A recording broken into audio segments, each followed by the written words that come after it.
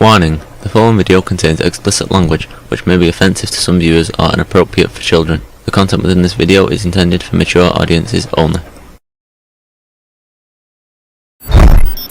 Are you ready?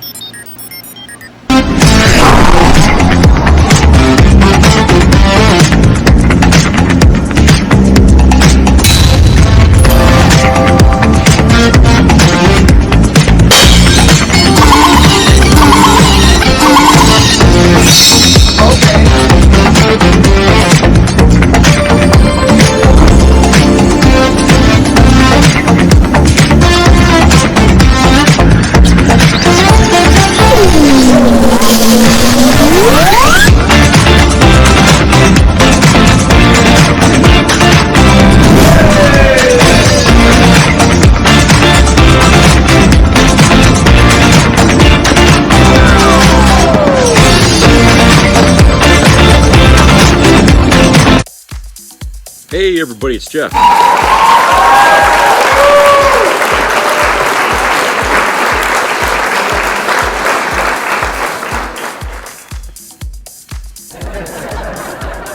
Yeah, Smokey's sitting there watching me here. So, it's been a while. Hope everybody's doing okay. Hope you had a great Veterans Day. It got busy here for Veterans Day because with everybody that was shopping already for Christmas, and then you start ringing a dinner bill that's free, you're going to get swamped here in Maine at the various restaurants, and so it did. I mean, I went to Denny's, got free breakfast, and then I went to Chili's, got a free lunch, and I mean, it was everybody was there. Everybody was there. The place was full. So yeah, it was quite a busy day for Veterans Day, but at least it was a nice way to kind of remember people and things that happened. And it was a nice day. On top of that too, it was usually Veterans Day is gloomy, but it was really nice, and so I was glad for that, because after I was done eating and stuff like that, I decided to go do a few things in my storage unit, and so I had good weather for it, and so we had a little bit of rain, but it hasn't been cold enough for that to be snow yet, but it's coming, and so we're all waiting for that. So anyway, there were a lot of things happen, politically wise anyway, but I think that a lot of it is just, how do I call it? It's sort of like B-story kind of shit, okay? I mean, the main story of what's going on in politics today is really, something that people are hoping to hear is more people brought to justice for the things that went on January 6th. And so far, they're getting more people are folding like cheap accordions who are with Donald Trump, trying to, instigate this friggin' takeover of the presidency, and a lot of them that were going down, dying, saying they weren't going to change the story, like what's her face here, the Kraken lady there. Now they're turning on Trump and spilling their beans, And Giuliani, I think, is he's going to be coming down doing the same thing later. I mean, all of the people that were allied to Trump essentially are just saying, screw it, I'm not going to take the fall for him. He's going to have to, and that's the way it is with him, because he doesn't seem to garner loyalty, because he does the same thing to other people. Whenever he gets himself into trouble, he asks them to fall on their sword for him. So, the people that are turning on him now are doing the same thing to him that he otherwise would have done to them if the tables were turned. As you know what I'm saying? So you get what you get. You get what you give.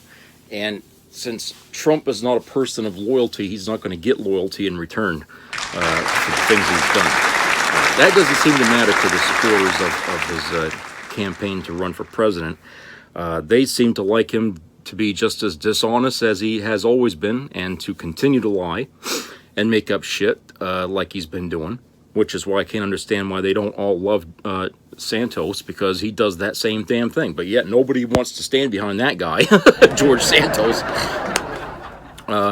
Maybe it's because, you know, he's, you know, I don't know. But I'm just saying is that, you know, if lying and dishonesty and scandal is what turns on the Republican base these days, then George Santos would be their next running mate. Or they should have him run along with Trump for his campaign for president. So, who knows? It's the most bizarre, it's going to be the most bizarre election campaign I've ever seen in my lifetime. Okay, never have we ever seen, you know, a criminal who should be sitting behind bars and convicted of rape and all that run for the presidency in this country. Unheard of. Never. You won't find anybody in history that's ever done that. And that should say something to the people in America that this isn't right. Okay, when you see things like this going on for the first time, you know this is not right. This is a bad thing. But instead, people aren't looking at it this way. They're looking at it as, you know, an opportunity to put a foothold into something that this is the only guy that they can possibly stand behind.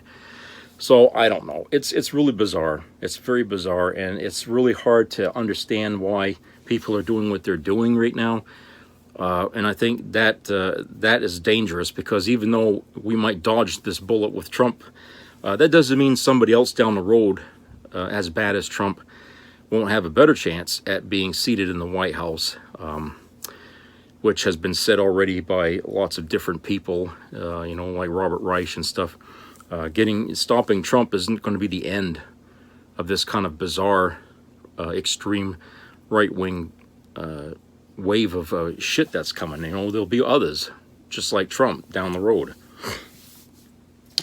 So, aside from all that, okay, there was something that I wanted to talk about that, you know, it's been around for a very long time, and I'm surprised that more people, you know, in New York City haven't made sort of a fuss about it. And that's this little place called Hart Island, okay? Hart Island is a place where they currently is being used to send homeless people that die and bury them there. And they don't have, you know, oftentimes they don't have names. They don't know these people. And so there's very few markers. But if you see a picture of this island, okay, it looks like, you know, the wasteland of a test site for nuclear bombs. Okay, it looks like hell. It looks like the apocalypse. Like that's the way it's going to look if we have World War III. And that's where they put these bodies. And there's actually bodies of babies that are buried there too. And what they do is they put them in pine boxes and bury them in the ground on top of each other. There's like, they don't have rows, they don't have markers, like I said. They just throw them in the ground and bury them. Well, those coffins, those pine coffins that they make are so weak that they deteriorate and they crumble, and eventually you'll find the bones washing out into the ocean, you know, coming out. It just, you know, because the ground, it moves, you know, a little bit, and so these bones eventually are found on the shoreline of around this little island. That's kind of sick and gross, because at one time they used to use that place to bury really sick people, and I think they buried COVID patients there. They had people in hazmat suits digging ditches and putting them in there, and they were just burying these people one on top of the other, you know. And I don't understand why they just didn't cremate these bodies, which is what they usually do if there's, you know, a patient that dies from some kind of a really bad infectious thing. You know, they don't bury the body, they burn it, okay? They didn't do that here. They took these bodies and they brought them over to that island and they buried them there, okay? And so I just, you know, that kind of puzzled me. But, you know, let me give you a little bit of history, you know, about this this island here. Okay, hold on a second here. Okay, here we go. In the early history, this island was occupied by the Siwanawi tribe of Native Americans who were indigenous to the area. In 1654, English physician Thomas Pell purchased the island from the Siwanawi as part of a 9,166-acre property. Pell died later in 1669, and ownership passed to his nephew, Sir John Pell, the son of British mathematician John Pell. The island remained in the Pell family until 1774, when it was sold to Oliver de Lancey. It was later sold to the Rodman, Haight, and Hunter families in that order. According to Elliot Gorn, Hart Island had become a favorite pugilistic hideaway by the early 19th century. Bouts of bare-knuckle boxing held on the island could draw thousands of spectators. The first public use of Hart Island was training the 31st Infantry Regiment of the United States Colored Troop, beginning in 1864. A steamboat called John Romer shuttled recruits to the island from the battery at the southern tip of Manhattan. A commander's house and recruits' barracks were built. The barracks included a library and a concert room. It could house 2,000 to 3,000 recruits at a time, and over 50,000 men were ultimately trained there.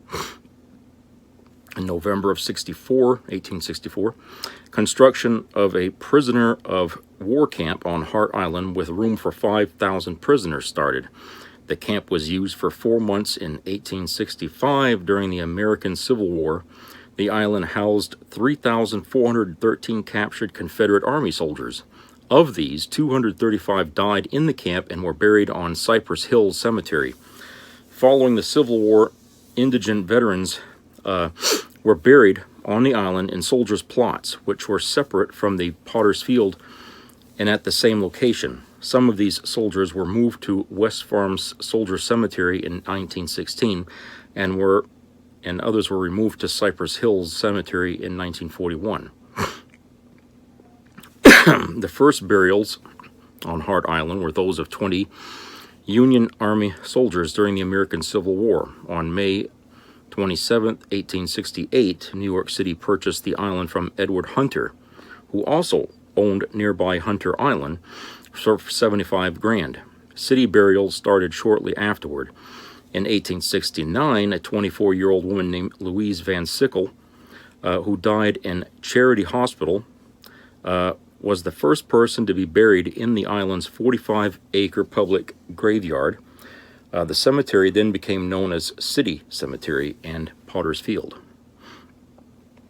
By 1880, the New York Times described the island as the Greenwood of 5 Points, comparing an expansive cemetery in Brooklyn with a historically poor neighborhood in Manhattan. The newspaper also said of Hart Island, quote, "This is where the rough pine boxes go that come from Blackwell's Island," unquote, in reference to the influx of corpses being transported from the hospitals on modern-day Roosevelt Island. The Potter's Field on Hart Island replaced 2 previous Potter's Fields on the current sites of Washington Square Park and New York Public Library main branch in Manhattan. The number of burials on Hart Island exceeded 500,000 by 1958. Hart Island was used as a quarantine station during the 1870 yellow fever epidemic. In that period, the island contained a woman's psychiatric hospital called the Pavilion, which was built in 1885, as well as a tubercularium. There was also a industrial school with 300 students on the island. After an 1892 investigation found the city's asylums were overcrowded, it was proposed to expand those on Hart Island from 1,100 to 1,500 beds. In the late 19th century, Hart Island became the location of a boys' workhouse, which was an extension of the prison and almshouse on Blackwell Island. A workhouse for men was established in 1895 and was followed by a workhouse for young boys 10 years later. By the early 20th century, Hart Island housed about 2,000 delinquent boys as well as elderly male prisoners from Blackwell's penitentiary. The prison on Hart Island grew. It had its own band and a Catholic prison chapel. The cornerstone for the $60,000 chapel was laid in 1931, and it was opened the following year. In 1924, John Hunter sold his 4-acre tract of land on Hart Island's west side to Solomon Riley, a millionaire real estate speculator from Barbados. Riley subsequently proposed to build an amusement park on Hart Island, which would have served the primarily black community of Harlem and Manhattan. It was referred to as the, quote, Negro Colony Island, unquote, because at that time, African Americans were banned from the Rye Playland and Dobbs Ferry amusement parks in the New York City area. Riley had started building a dance hall, boarding houses, and a boardwalk, and purchased 60 steamboats for the operation. The state government raised concerns about the proposed park's proximity to a jail and hospital, and the city condemned the land in 1925. Riley was later paid $144,000 for the seizure. After World War II, the prison population of Hart Island was moved to Rikers Island during World War II, and Hart Island's former workhouse was used as a disciplinary barracks by the United States Armed Forces. Rikers Island soon became overcrowded with prisoners. The New York City Department of Correction reopened Hart Island as a prison following the war, but the facilities were considered inadequate. The New York City Board of Estimate approved the construction of a homeless shelter on the island in 1950. It was intended to serve 2,000 people. The homeless shelter operated from 1951 to 1954. It was also used to house alcoholics. Residents of nearby City Island opposed the inclusion of the homeless shelter. The New York City Welfare Department closed the homeless shelter, and the Department of Correction regained control of the island. The Department of Correction opened an alcoholism treatment center on Hart Island in 1955. The courthouse, which ruled on cases involving the homeless, was open on Hart Island. The island housed between 1,200 and 1,800 prisoners, serving short sentences of between 10 days and 2 years. In 1956, the island was retrofitted with Nike Ajax missile silos. Battery NY-15, as the silos were known, were part of the United States Army base Fort Slocum from 1956 to 1961, and were operated by the Army's 66th Anti-Aircraft Artillery Missile Battalion. The silos were underground and were powered by large generators. Some silos were also built on David's Island. The integrated fire control system that tracked the targets and directed missiles was at Fort Slocum. The last components of the missile system were closed in 1974. Construction of a new $7 million workhouse on Hart Island to replace the existing facility was announced in 1959. A baseball field was dedicated at the Hart Island Prison the following year. It was named Crater Field, after Marvin Crater, a businessman who had donated 2,200 seats saved from the demolished Ebbets Field Stadium. The seats deteriorated after being outdoors for several years, and by 2000 had been donated to various people and organizations. The island continued to be used as a prison until 1966, when the prison was closed due to changes in the penal code. After it closed, a drug rehabilitation center was proposed for Hart Island. The center became Phoenix House, which opened in 1967. It quickly grew into a settlement with 350 residents and a vegetable garden. Phoenix House hosted festivals that sometimes attracted crowds of more than 10,000 people. Phoenix House published a newsletter known as The Heartbeat and organized baseball games against other organizations such as City Islands and NBC's teams. In 1977, after regular ferry service to Hart Island ended, Phoenix House moved from the island to a building in Manhattan. Since then, proposals to re-inhabit the island have failed. In 1972, the city considered converting it into a residential resort, but the plan was abandoned. New York City Mayor Ed Koh created a workhouse on the island for persons charged with misdemeanors in 1982, but not enough prisoners were sent there. 6 years later, another proposal called for a homeless shelter and a workhouse to be built on Hart Island, but this plan was abandoned because of opposition from residents of City Island. Originally, City Cemetery occupied 45 acres. on the northern and southern tips of Hart Island, while the center 2/3 of the island was habitable. In 1985, 16 bodies of people who died from AIDS were buried in deep graves on a remote section of the southern tip of the island because at the time it was feared that their remains may be contagious. The first child to die of AIDS in New York City is buried in the only single grave on Hart Island with a concrete marker that reads SC, which stands for Special Child, B1, which stands for Baby 1, in 1985. Since then, thousands of people who have died of AIDS have been buried on Hart Island, but the precise number is unknown. From 1991 to 93, New York artist Melinda Hunt and photographer Joel Sternfeld photographed Hart Island for their book of the same name, which was published in 98. Hunt subsequently founded the Hart Island Project organization in 1994 to help the families and friends of those buried on Hart Island. Another media work, the 2018 documentary 1 Million American Dreams, documents the history of Hart Island and delves briefly into the lives of various individuals buried there. Prior to the 2022 demolitions, there had been a section of old wooden houses and masonry institutional structures dating back to the late 19th and early 20th centuries. But these buildings had fallen into disrepair. Military barracks from the Civil War period were used prior to the construction of a workhouse and of hospital facilities. In the late 2010s, the Hart Island Project and City Island Historical Society started petitioning for Hart Island to be listed on the National Register of Historic Places. The New York State Office of Parks, Recreation, and Historic Preservation labeled the island, quote, a site of historical significance, unquote, in 2016, given that Hart Island met 3 of the 4 criteria for being listed on the NRHP. The island was significantly affected by Hurricane Sandy in 2012, and some of the shoreline was eroded, which exposed many of the skeletons buried on the island. Following this, the city announced a restoration of the shoreline. The federal government gave $13.2 million toward the shoreline project in 2015, but the work was delayed for several years. The start of restoration was initially slated for 2020, but in August of 2019, the city announced that shoreline work would begin the following month. Control of the island passed to the New York City Department of Parks and Recreation. In 2019, burials in the Potter's Field continued after the transfer, but they were conducted by city contract workers. In June 2021, the New York City Department of Buildings issued an emergency order authorizing the demolition of 18 buildings on the island, which the city deemed to be severely deteriorated.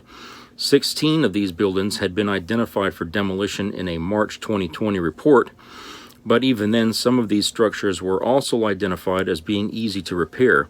The New York City Department of Social Services awarded a $3.3 million contract to JPL Industries in October of 2021 for the demolition of those deteriorated structures. City officials announced in March 2023 that the island would be opened to the public at some point that year, and a touchstone memorial on the island was approved the same month. By that year, the city reported having raised and removed 15 of the island's 19 structures. New York City Parks explained that its plans for the island are to create a safer environment for island visitors to visit the island's cemeteries, but not to create a full-fledged public park. So that's where it stands now, this island here. Let me see if I can't bring up here a photograph of this thing. Okay, here's one photograph of it, taken from the air, looking down. Okay.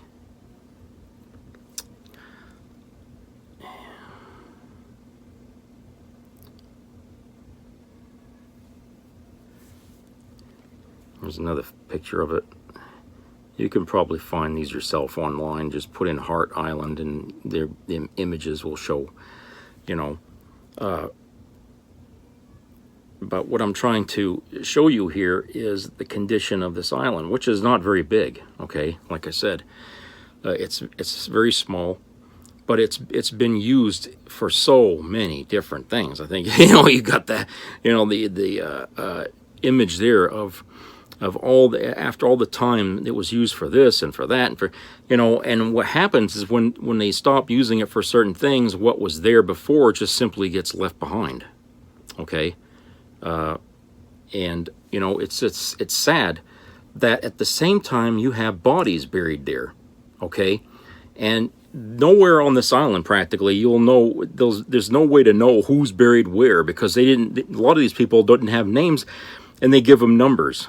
Okay, now how is someone supposed to look for somebody that's buried there under a number that only the city gave to them? How is somebody that knows or is related to them even going to know what that number means without DNA testing? It's just it's sad, because they use this island for so many things, and from the very beginning they never partitioned areas that are considered sacred ground or hallowed ground because there's people buried there. Okay, they never did that. They just simply built over the existing land, buildings and stuff like that for whenever they needed it. Okay, and it speaks of the callousness of the people at the time who were thinking of what ways to use the island.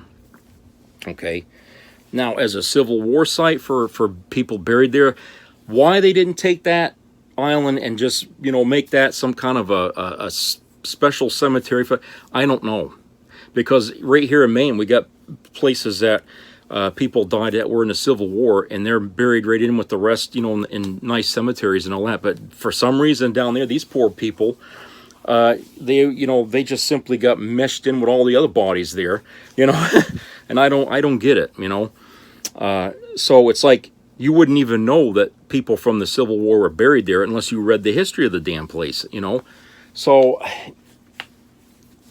when I was watching the video on this, it just struck me very odd that for all the uses they had of it, okay, the one big use that they seem to keep having with it is to take homeless people, bury them there. And then when it became convenient to use that area to bury sick people, okay, and even then, these people weren't really, they didn't have really names. They just throw them in these pine boxes into the ground where the soil would erode around it during weather or something like that. And like I said, you'd find the bones washing up on the shorelines from, decaying out to sea. I felt like that was really... I know there's other people that want to do something to correct this, but I felt like it was necessary to point out to a wider swath of the public, I guess, than just New York City in general, that, if we can do stuff like that, in New York City or something, or people in New York City can do this to homeless people and stuff, how do you know that where you live or something like that, they're not also doing the same thing, somewhere where they're finding homeless people that die and they just dump them into some friggin' place somewhere where in like a no man's land in your own city or town, and nobody ever knows where they are. I personally couldn't stand for that. Okay, I think that that's wrong. I think that it shows that if this is how you treat the dead, how you treat the living is not going to be that much different. And I feel like, this is something that, people in our country ought to be livid about, because, look, I mean, people are always wondering why our country just seems to have all this shit happening now all of a sudden. Well, if they also wonder like that, then they must think that something or someone or something is deliberately punishing the country for the way it's doing things. Wouldn't this be one of those reasons that our country, would be seen as something that has to be punished in their eyes, right? You know what I'm saying? I'm not saying that that's what's going on, but I'm saying there's people out there that probably think that. And while they think that, and they're trying to figure out why, well, maybe that's a reason right there they ought to wonder about. That maybe how we treat these people who died, even though they were homeless or war veterans or something, they were still people. And they still deserve to be treated, as everybody else does when they die. And, maybe that's a sign right there that shows that that's a symptom of our humanity just seemingly being eroded away through hatred and the times and stuff like that. And maybe it's time that we stop doing that, to change our ways, to show a little more respect for people that die, instead of just treating them like, soil, for a flower or something like that, or just something to bury in the ground. You know what I'm saying? It's got to be better than that. It's got to be better than that. Just imagine somebody in your family, if they didn't have a name, being treated that way. See how that feels. Let's come back after this commercial break here.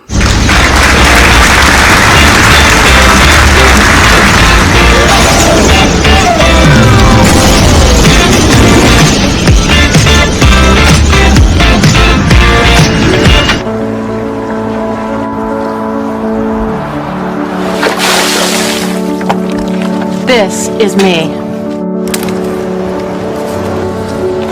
This is me.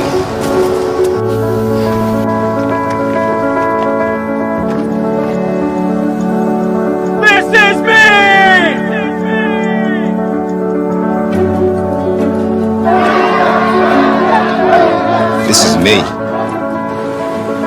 I'm Alex Curtis. I'm a lobsterman in Maine, and this is me. I'm Ruth McLaughlin, and this is me. I'm Eric Hopkins. I'm an artist, and this is me.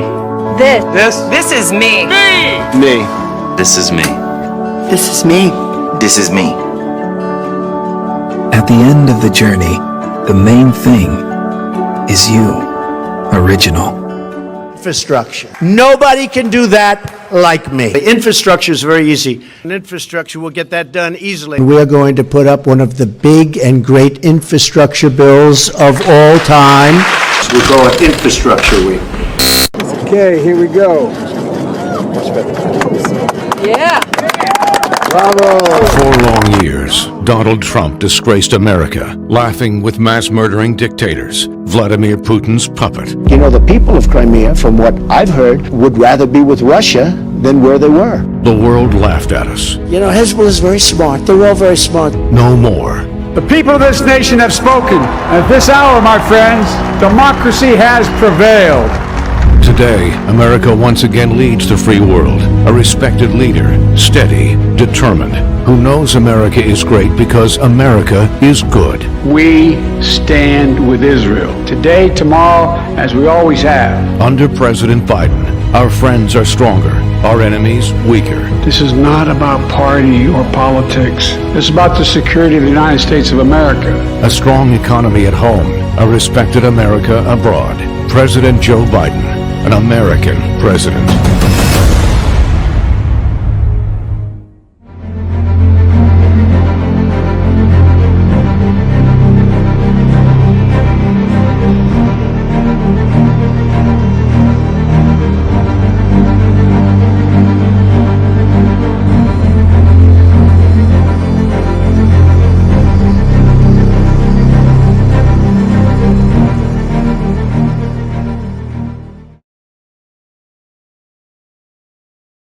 Dear Republicans, how can Joe Biden take your guns away? He's going to take your guns away, you know that, right? Biden. Didn't Barack Obama take them away in 2008 and 2012? Obama wants your guns. How is that anything but fear-mongering? It is actually quite accurate. There have been more guns sold since I've been president than just about any time in U.S. history. Oh, right. It was just another Republican lie. It never happened. Donald Trump and the Republicans have been using this fake threat for decades. And while we're clearing up BS, Joe Biden doesn't want to defund the police. I'm the only one who's talked about increasing police budgets. Joe Biden isn't soft on border security. Joe Biden won't raise your taxes unless you make over $400,000. I'm really rich. And remember all those Hillary Clinton she's dying stories from 2016? She can't make it 15 feet to her car. Give me a break. More BS. I do have the unique experience of having shared a debate stage 3 times with Donald Trump, and I know that he will do or say anything. She's fine.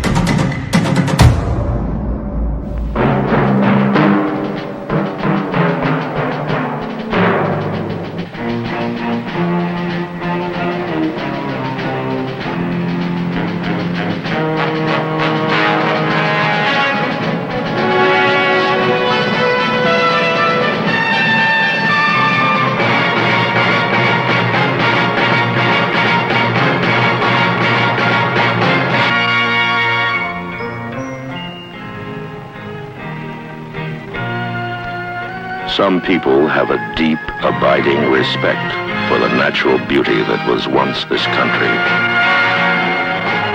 And some people don't. People start pollution. People can stop it. Write for Pollution Booklet, Box 1771, Radio City Station, New York. Be a part of the entertainment value of a lifetime.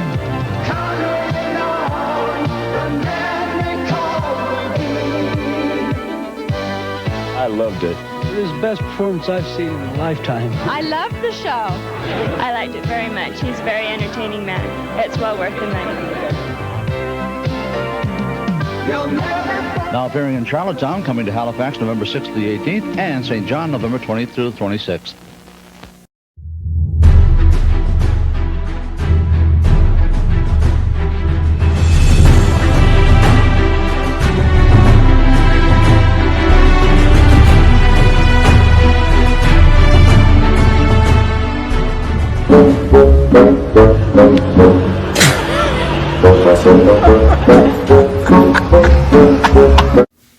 Welcome back, everybody.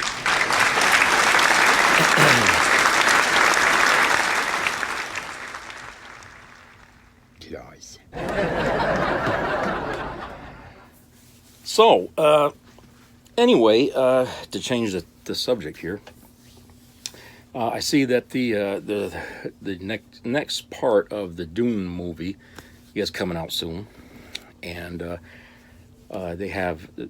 I guess there's some on YouTube or something. There's some places where you could see pieces of it or whatever. That should be interesting. There was also some conversation online about it,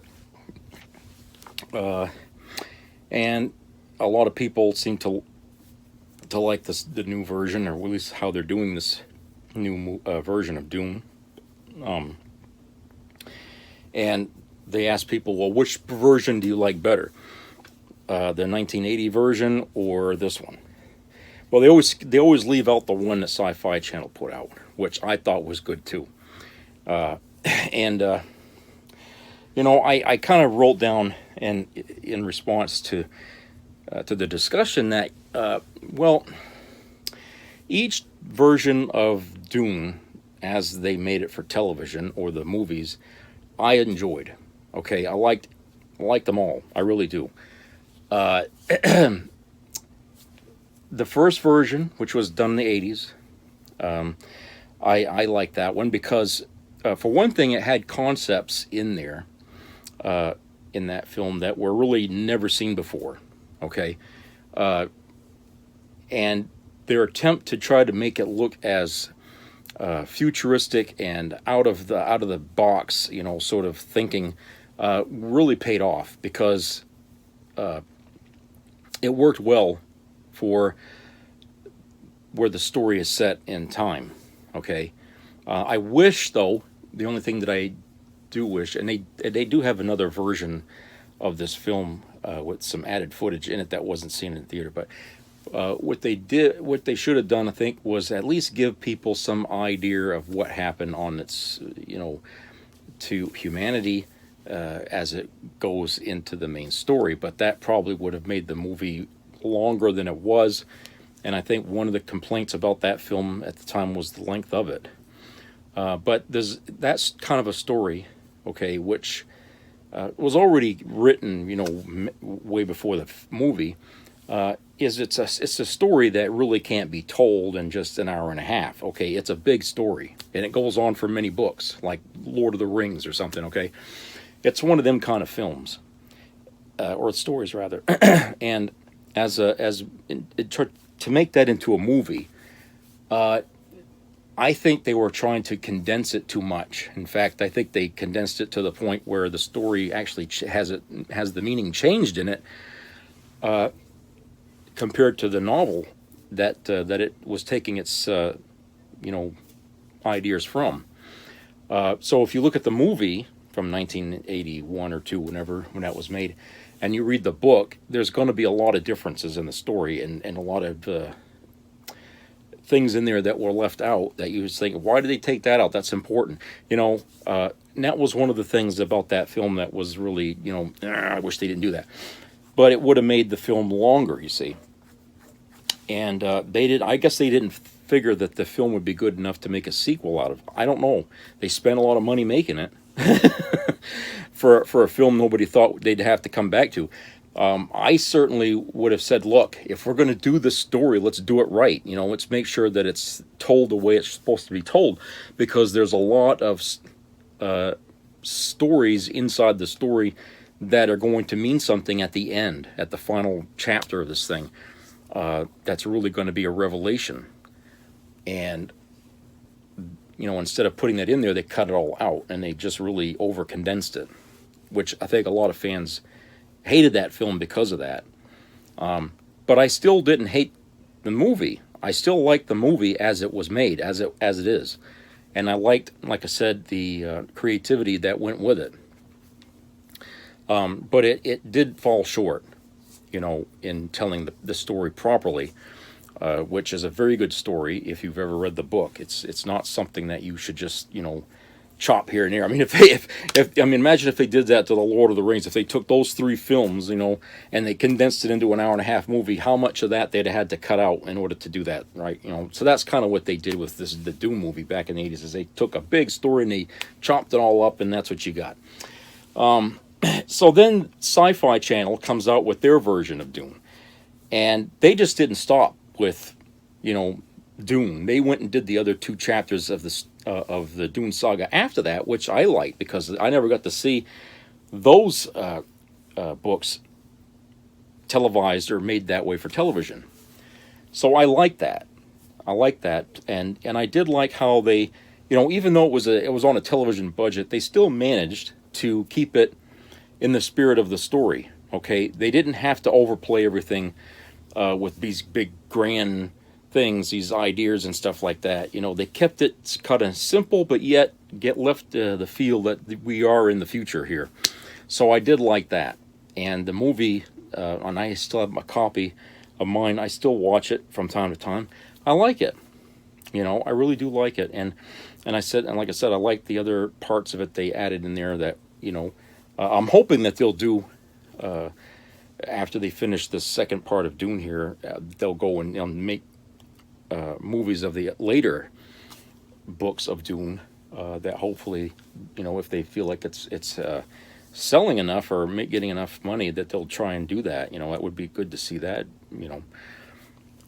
So yes, I did like the Sci-Fi Channel version of it, and I think that came out in the 90s or the early 2000s. I can't remember now when, but it's been quite a while. But it's still a good watch, and it has good acting in it. And I think that's where I kind of first meet, what's his name, the guy that plays Professor X in the X-Men movies there. Not Patrick Stewart, but the younger version of Patrick, the younger guy. He was in that, in the Sci-Fi Channel. He was really young then, so that was like maybe his first outing in movies or something like that for him, which he did very well. I think he acted that part pretty well. But anyway, like I said, I like that one. And then, of course, later they come out with this new version here, and it's like 20 years later or something. Yes, I do like this one because they didn't decide to chop it like they did in the 80s. Instead, they took the story and left as much in it as they could and just broke the story up into 2 parts, okay? And I was like, okay, good. It's that means they're going to put stuff back in there that was important the first time. So they did that, and I was glad they did that. They have good actors in it, and the story was paced pretty well, has lots of action in it, and I liked, some of the, how can I say it, the way they portray some of the characters just a little bit edgier and stuff like that was pretty good, because it gives you the impression that things are not going well in this universe here of Dune, that there's tensions already and the House Atreides is pretty well like under the gun here, more or less. And you get a real sense that there is this kind of internal war going on here between two houses, where you didn't really get that in the first movie, and it was kind of alluded to in the Sci-Fi Channel version, but in this one, it's kind of more explained. That this is like a long-sitting feud here that's going on for a long time, and these people are, it's like what's happening right now over in Israel. It's just a blood feud that won't stop. And you have this one, the emperor of the whole universe, or whatever you want to call it. It's that's keeping these two people apart, more or less, but at the same time using them to their own advantage. So I mean, it's almost like a three-way fight going on here. So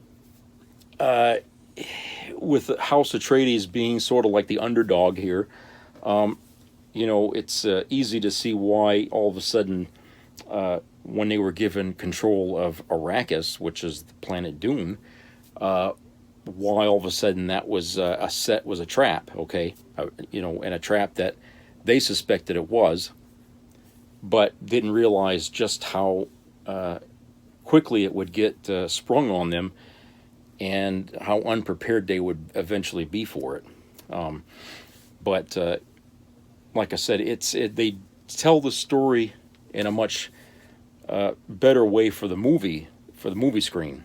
Okay, I mean, books and movies are always a different medium. Okay, they don't really tell the story the same way. No matter how much better they do it on the screen, it's still going to have to leave some things out. But they do tell the story better, and when it stopped and to be continued, basically, I was like, well, okay, so from here on we're going to see Paul Atreides begin to grow into the man that he's to become, in order to fill his father's shoes, basically, because his father was murdered, and so he's going to have to be the new head of the House Atreides. So but at the same time, he's got to take his new position that was destined for him to be something greater than that. Okay, and that's why I'm hoping that after they finish telling the story, that they continue on for the later stories, because there's a lot that goes on after that, a lot that has much to do with Paul Atreides' descendants and stuff, and it becomes a generational kind of thing. So I'm hoping that if they see value in this, doing this remake of Dune again, that this time they'll invest more time with it and do more with it, because there is a lot. I mean, if you go to any bookstore, any library, and you look up an aisle where the Dune books are, you're going to find books and books and books of fucking Dune. I mean, it's not like Star Wars where they had the movie and then they built up the universe. No, the universe is already built for Dune, and all they got to do is just take all these stories and make the films out of them. Okay, it's already been written, and so I'm hoping that that's what they'll do. It's sort of like, well, I mean, no, because I'm going to see Harry Potter. That's different, because those books were coming out the same time they were making the friggin' film. So, and like I said, with Star Wars, Lucas, had written the first Star Wars movie, but I don't think he actually envisioned to do any more of them after that. I think it was supposed to be a one thing, like his other films before that, and he'd move on to something else. But it got so popular that money demanded that he continue that somehow. So I figure, like with this Dune, it's already, you can go as far as you want with it, because the books are endless practically, and they're sold all the time in the store. So I'm hoping that they'll say, well, let's create a franchise out of this, a movie franchise, and maybe we can do as many of these things as we can until the public gets sick of it, and then we'll just So I'm hoping that they can do something and make this go on, because it really is a good thing. And I'm hoping, if that's what happens, I'm hoping that maybe they can do some prequel stories of Dune that kind of fill in, like, what the hell?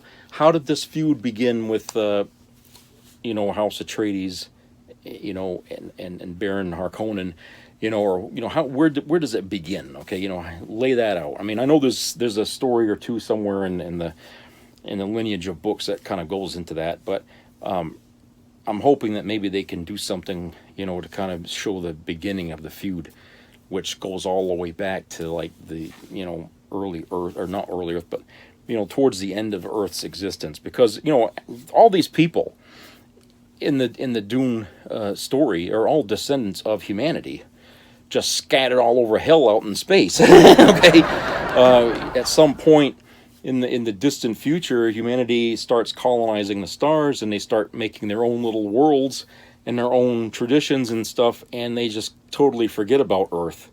It becomes a part of a past that's so far back that, nobody gives two shits about Earth or even thinks about it. And Earth may not even be around in this story. So these people are descendants of Earth who have colonized various worlds out in space. And so even though they may live differently and look differently, that's only because they created their own cultures and their own way of life, and environments may have changed them a bit, but they're still ultimately human, all of them, and still governed by human frailty in a lot of cases. Revenge being the most obvious one. And I think that, when you take humanity and you kind of split it into its facets, like they did with the Dune books and stuff, you get to see how even divided, they still have commonality. They still have the same driving factors, of what we deal with today as a society. And I'm hoping that, we can get to see how the root of it and how it split and created this whole Dune universe here. And Dune itself has a pretty good history, because Dune wasn't always a desert world. It used to have water. And these worms are part of what's, I guess, the original creatures that were there, having to adapt to a world without water, basically. And then really that's all that's indigenous left to them. But these things mutated, I guess, in some way. So, maybe some kind of a story or whatever, a movie about that could be interesting. I mean, there's so much you can do with this whole franchise thing. I mean, it's endless. I mean, so I'm hoping that this 2-part film of Dune is the beginning of a new franchise of films that'll come for years, after now. And we can, enjoy seeing these stories that's been in our shelves for so many years being played out on the movie screen in the theaters. I mean, that'd be great, I think. So that's kind of what I'm hoping to see. So anyway, that's it for today, and I hope everybody has a great rest of the week. So please subscribe, comment, and let me know what you think about, talking about this movie and stuff, and see what, how you think that it should go or whatever. Interested in entertaining those ideas. And keep your ears open for COVID-19 news, and, treat each other nice out there. I know this is a time of darkness here for many people.